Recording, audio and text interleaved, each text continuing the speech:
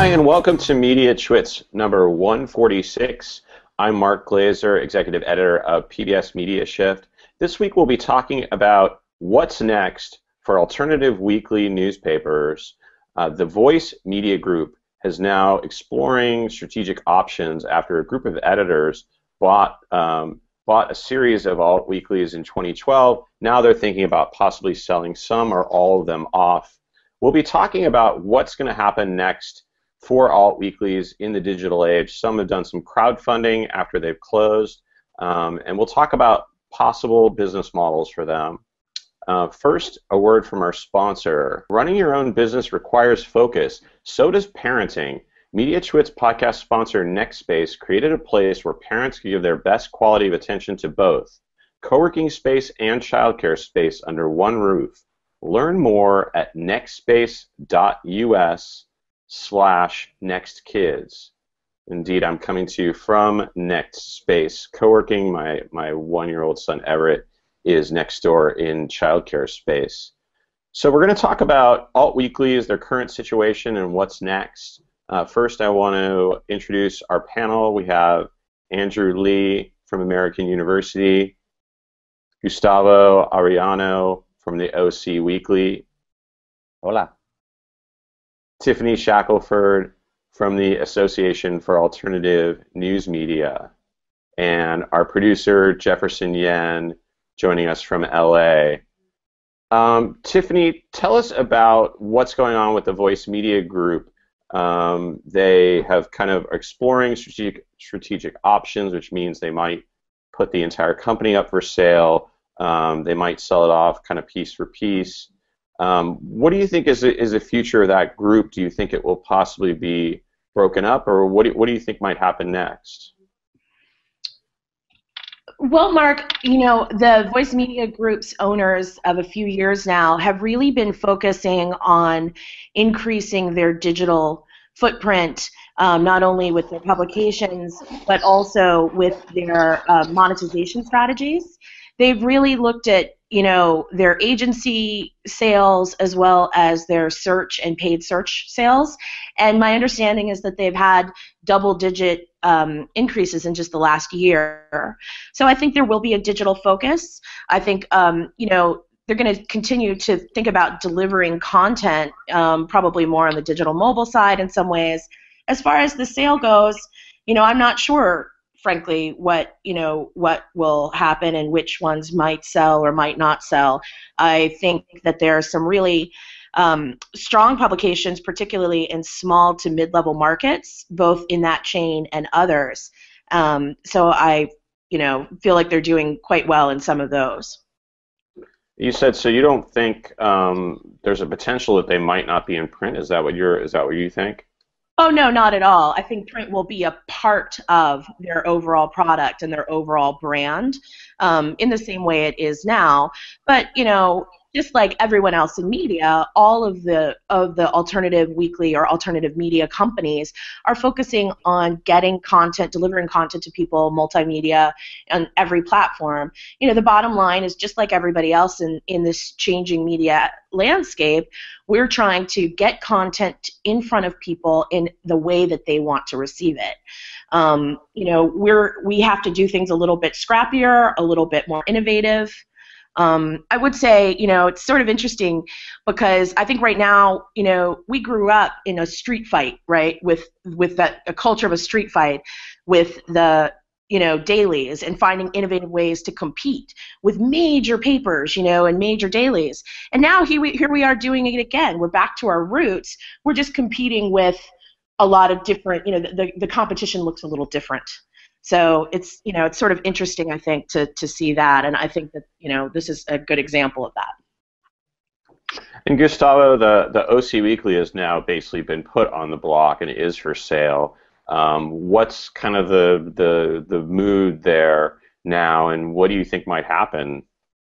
No one knows what's going to happen, and the stories I can tell, but I can't tell them right now.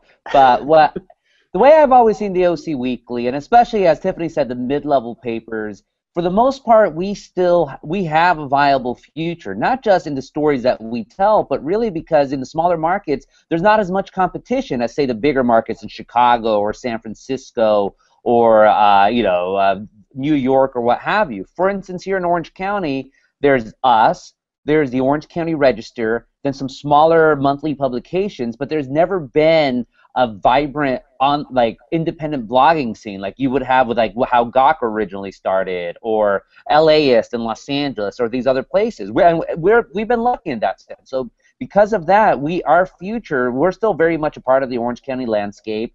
I think it's telling that my corporate overlords put us on the market first. I think that shows that we do have value, and I haven't been able to get any sense of who might buy us or what's going on, except I do know that there's been a lot of interest.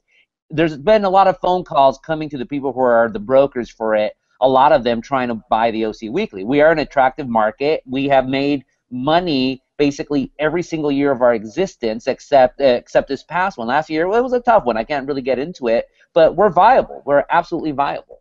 And more importantly, we're essential. Yeah, and you talk about some of the possible local kind of, is this a type of thing where there's going to be a white knight, some kind of local person, local billionaire, tech billionaire that might swoop in to get it? Oh, who the hell knows? Especially most of these tech billionaires in Orange County are evil, evil people who we've brought down over the years. If there is a white knight, I guarantee you we've trashed them before in the past. But at this point, I don't care if the devil owns us, as long as they allow us to continue to do the work that has made the OC Weekly the OC Weekly. As I told my staff, and I've expressed to other people, I'm here with the paper as long as people allow us to be the OC Weekly. The minute they tell us, hey, you have to be more positive, or you really can't do stories calling out Orange County and its racism or its various evils, then that's not a paper I want to be part of. We already went through this in 2007 when what used to be the New Times merged with what used to be Village Voice Media to create Village Voice Media, which of course later on led into Voice Media Group. At the time of the merger, 3/4 of our staff left, thinking that the OC Weekly would never have been the same. Really, we remained the same. We're still here. Some of our core workers have been here since the very, very beginning of our paper, which this year we're celebrating our 20th anniversary in the summer. So we still believe in this paper, and this paper has been able to make money for the people who have owned it over the years. And Drew, what's your take on this idea that some of them in other markets might have a chance versus the bigger markets? Do you believe that too? Yeah, I mean, I think what Tiffany said about having to fight one battle, now having to kind of rotate and pivot and fight another battles is certainly valid. And I think we've mentioned on this podcast several times how in the last 6 to 9 months, all the stats are showing that mobile first is going to be our future, right? That the majority of folks who hit online content are going to be coming off of mobile. So I think that is both a challenge for Alt-Weeklies traditionally, but also kind of a good news for Alt-Weeklies, right? Because Alt-Weeklies really made their bread and butter from people who are on the go, picking up the free paper off a stand and encountering that content while moving around and traveling around, whether it's urban landscapes or to places around their neighborhood. So I think the challenge for Alt-Weeklies is to try to embrace that mobile model, right? So a great example is something that Gustavo works on, like Ask a Mexican, which I always found quite amusing and interesting and fascinating because I lived in Southern California, even though wasn't an OC. It was one of those things I was up on. But that happens on a website. It happens, I think, on a Vimeo, because I think exactly where you're sitting, Gustavo, is where you record your Vimeo videos. my glorious offices. Yeah, exactly. But it'd be great to have that in a podcast format that is just pushed at you and just kind of shows up on your mobile, and you don't have to do this appointment viewing of going to the site and going to Vimeo. And I think increasingly the folks that kind of integrate these things that are mobile friendly, that show up habitually and consistently and are pushed in people's faces in a friendly way are going to be the ways that Alt-Weeklies and these other folks survive going forward. And if you look at folks like Slate and Atlantic and these kind of folks, they're trying to find that perfect balance of how to do that. And I think if Alt-Weeklies try that same approach, they would have success in that area. Tiffany, what do you think about the mobile area and either apps or more kind of podcasts? I mean, is this something you're seeing at some of the publications? Absolutely. As a matter of fact, I've got a couple of stats just from chatting with people this weekend at this conference. Charleston City Paper has 40% of their traffic is mobile. They're also able to monetize it. They actually increased print circulation by 50,000 last year, and they actually credit that to increasing their digital footprint, which is sort of interesting. 60% mobile in Colorado Springs, for instance. Again, these markets, like Gustavo is in, that really there's not a ton of other media, really are already there, are already hitting that mobile. And, I'm also hearing double-digit revenue growth in the mobile options from the papers in my world that are really, focusing on that. And that's not all of them yet. It's a shift. But ultimately, mobile fits with our ethos, right? I mean, we were always sort of local, mobile, stick it under your armpit, kind of. It's an easy it's an easy transition in a lot of ways. And I think too, one of our strengths is obviously events and special issues, and those are very, very mobile friendly kinds of things. So I feel like that's where our growth will be, and really the papers that focus on that will be very successful. Yeah, and what about the different kind of business models that they're going after beyond just mobile, but some of them like the Voice Media Group are into kind of doing local agency work. I mean, is it that they're going to do more than just kind of producing content? You mentioned events. Are there other things and other kind of alternatives that they're doing?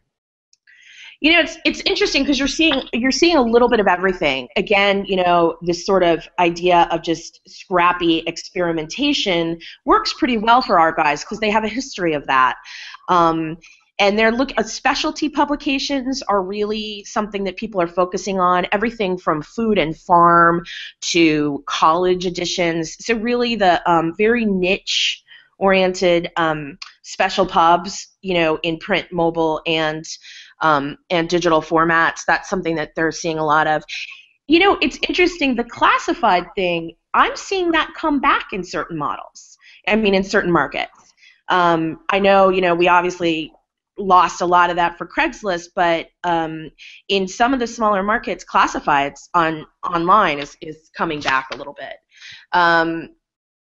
Then, we have everything from like local business directories, for instance. I've got some papers that are working with local chambers of commerce. And then we even have some that are building small businesses, websites and various models like that. So it really is a mixed bag. I think just like everyone else in the media space, we're looking for the right the right combination. And what's also fascinating is it's not there's not one model that's working or not working. It really is just a little bit of everything. And we see, and some markets like Burlington, Vermont, for instance, 7 Days is still killing it in print, because they have this certain market with a lot of college students, et cetera. So you really are seeing it a lot of different things across the board, and the events as well, obviously. Yeah. Andrew, did you want to jump in about kind of local and what some of these weeklies have when it comes to local information? I think Tiffany had a great point. It's not that it was a one-way flow to Craigslist, and Craigslist obviously ate everyone's lunch when it came to classified ads, but there are still niche areas for which local alt-weeklies or local knowledge can trump just the marketplace of anyone listing anything on Craigslist. So for classifieds, for example, or for advertising, school information, like I live in the DC area, and it's incredibly useful to have local knowledge about schools, education, health, a lot of these things that just a generic platform like Yelp or Craigslist cannot replicate. And if alt-weeklies can find those sweet spots, and it's not universal, right? Folks in OC might have different concerns than folks in Buffalo, New York, as in Washington, D.C., but you have the knowledge in that newsroom of what resonates and what's important to those folks. So I think there's a huge opportunity there for the alt-weeklies to recognize those sweet spots and capitalize on them. Yeah, Gustavo, what are some of those sweet spots where you are? I mean, are there certain areas where you really can beat the competition when it comes to your coverage of certain things? We have no competition. Again, Orange County, and we're blessed in that Orange County has 3 million people. We're basically a major metropolitan area carved up into 33 cities, and there is no one covering music in Orange County. There's a couple of food blogs, but for the most part, that's mostly Yelp. In terms of serious food coverage, it's only the OC Weekly. There is a local nonprofit that tries to do investigative stories, but they're playing catch up to the stuff we've done for 20 years. In terms of any other, the only coverage we really don't have, I would say, is like film reviews, but our local film coverage is also through the roof. We're blessed that Orange County is a cultural backwater. Orange County does have no one really takes it seriously even within Orange County. The only real publications that cover stuff that we don't cover would be, surfing, ultimate fighting, action sports, which is really big here in Orange County. We've never really covered it because we're a bunch of intellectual losers here. But other than that, we do what we have to do. And again, I have to reiterate, because we do have that institutional knowledge of Orange County that no other paper or even website has, that puts us in a much better position to face the future. All we have to do is tell those great stories, make sure that people get to those great stories, and for the most part, we're good. Fair enough. So let's talk a little bit about these crowdfunding campaigns that have popped up. Here in San Francisco, the Bay Guardian was closed down. The owner also owns the SF Weekly, which survives. But some people are saying, the Bay Guardian was a little quirkier, a little bit more radical, and that's why they decided to shut it down. And the staff got together and did a crowdfunding campaign, did a last issue, and are considering kind of other options. And also in Knoxville, the Metro Pulse was closed down, and they also did a crowdfunding campaign that was successful, raised $61,000, and they actually want to go into kind of a non-profit, for-profit model. Tiffany, I'm curious about all these kind of crowdfunding campaigns popping up. I mean, do you think this is something that could help? Does it point away to the future? Is it just a Band-Aid? What do you think about these campaigns? I think in certain markets it could really work pretty well. And I think this also plays to this idea of the local community values our kind of news and our kinds of papers. And I think the Knoxville is a great example of seeing that to be true. I worry much in the same way that, everybody wanted to talk about foundation funding journalism a couple years ago. I worry that crowdfunding becomes the next, golden buzzword, for lack of a better way of saying that, and so everybody's like, we're just going to crowdsource this stuff. There, I didn't curse. And so, I think it's great as a start, as an experiment. I think it's going to work better in some markets. But, I'm always sort of reminded of just there are certain communities that this is, these brands really mean something to them. So I think it could be a part of a larger model. Right. Maybe it's kind of a one-off thing that gets them going, but they might not go into this. I mean, crowdfunding to me seems a lot like the public media model. You're getting your readers, your audience to kind of pitch in. Usually, though, crowdfunding is more of just for a one-time type of project. It doesn't seem like it's something that's going to sustain an organization on the long term. Yes, that's my concern. I think, but if it's able to kickstart, if it's able to kickstart, them getting the capital that they need to start the business, and then go into the various revenue streams, I think that's the way to go. We also have some other papers that are experimenting with it to do additional coverage, additional investigative coverage. So like Boise, the Boise paper, the Arkansas Times has crowdfunded quite a bit. So we're seeing success too on specific beats or specific pieces of coverage, so to speak. So I think to me that seems like the model that you want. But, we also are seeing, we have a newer member called Little Village out of Iowa City, and they started with basically a crowdfunded idea online first and then went into print. So, I think there's creative ways to do that. But I think it's part of the larger strategy. I don't think it's the strategy. Andrew, do you have any thoughts about that, where kind of crowdfunding might fit in for some of these papers?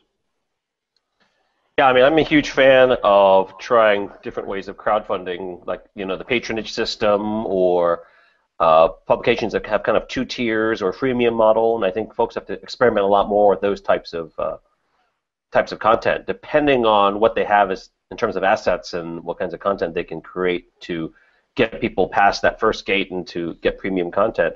But I think, the ones I've been intrigued by are organizations or news organizations that also try to do live events with the community, right? So it should be something that they look into in terms of having their own town halls or their own kind of live events that get the community together. And I've seen that to good effect with folks in the DC area, with folks in San Francisco, and I don't know, it looks like you folks out there in OC are happy the way you are, but I think there could definitely be ways to do things to get people together and have conversations on things that are important, and have that reflected back into the community through publication or through podcasts. Yeah, I mean, we've done those in the past. We do mostly on the cultural side. On the political side, both the Democrats and the Republicans hate us, so what are you going to do? Heaven forbid we say the truth, but because we say the truth, people, for the most part, loathe us. Yeah. But and is that part, reading. And that seems like that's part of, you brought that up, and there's been talk about that with the Bay Guardian, too, that, if you're going to basically stick your finger in the eye of the establishment and everyone around you, that makes it hard for you to get kind of the typical funding that a business would get in the local community, and that's where you have to think, well, maybe you need to go directly to your readers or the nonprofit way or some other way. I mean, how do you run a business when it's hard, when the local community might not support you because you have written about them and been really clear about what's going on there?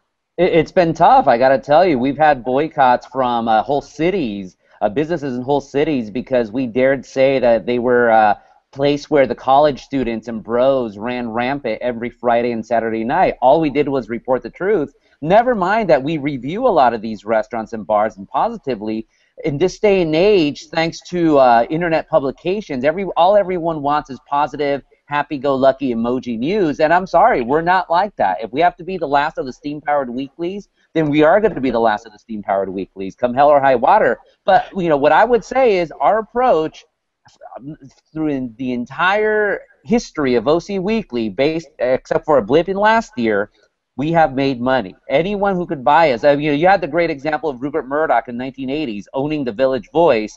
He hated the Village Voice's politics, and this was the time when the Village Voice was far more strident in its progressivism than it is today, but Murdoch knew better than to mess with the model because it was making him gobs of money. Will we make gobs of money for a publication or for any new owners? I don't know about that. I don't know the financials, but I do know that we will make money for them. Yeah, does this issue come up, Tiffany, when it comes to kind of the voice, that initial kind of rebel-rousing voice that we're used to when we think about alt-weeklies? Has it kind of softened over time and with these kind of business problems that have come up? I think it depends on the paper. Our bottom line is speaking truth to power, and I think that that's always at the core of what we do. There are some markets that aren't as left or in your face, but there's also some places that frankly they're the only beacon of progressive thought in a very red state or a very red area. And so I think it sort of depends. It's sort of like the Massachusetts Republican is really a Democrat in the South. It's sort of that same concept. It depends sometimes on the market and what that community looks like. But I think absolutely the Raising Hell is still very much a part of why we do what we do. And nobody is in this business because they, want an easy job and make a lot of money. They're in it because they believe that we have to do this, that we have to make a difference, and we have to call people out on their BS. So. Okay. Great. Well, thanks a lot. Appreciate you all joining us for the discussion. I want to thank our whole panel, Andrew Lee from American University, Gustavo Arellano, editor at OC Weekly, Tiffany Shackleford from the AAN, and Jefferson Yen, our producer. I want to thank our sponsor, NextSpace and NextKids. You can learn more about their pioneering program at nextspace.us/NextKids, and we'll catch you each and every week on the Mediatwits at PBS MediaShift at pbs.org/MediaShift. We'll catch you next week.